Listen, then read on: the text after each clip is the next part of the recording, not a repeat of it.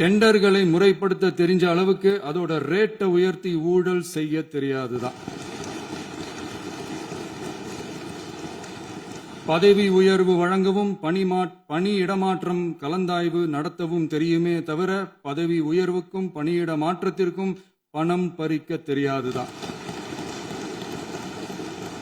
புதிய பணியிடங்கள் உருவாக்க தெரியுமே தவிர அந்த பணியிடங்களை பணத்துக்கு விற்க தெரியாதுதான். கோயில்கள்ல நடக்கிற நிர்வாக சீர்கேட்டை தடுக்க நீங்க பேசுங்க, நீங்க கண்டினியூ பண்ணுங்க.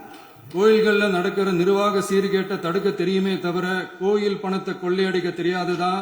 தங்கத்தை உருக்கி தாரை வார்க்க தெரியாதுதான். கனிம வளத்தை பாதுகாக்க தெரிஞ்ச அளவுக்கு கனிமத்தை வித்து கொள்ளையடிக்க தெரியாதுதான்.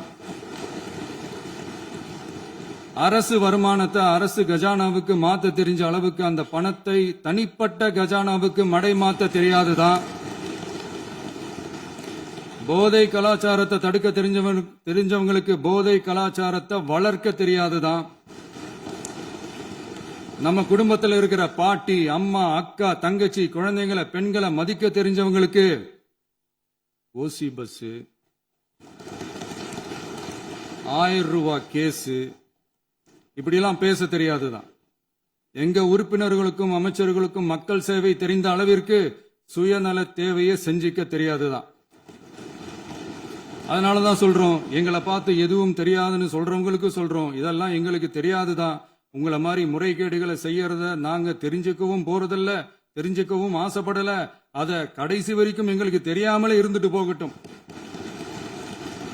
அதனால நாங்களும் எங்க மக்களும் வெரி வெரி ஹாப்பி தான்.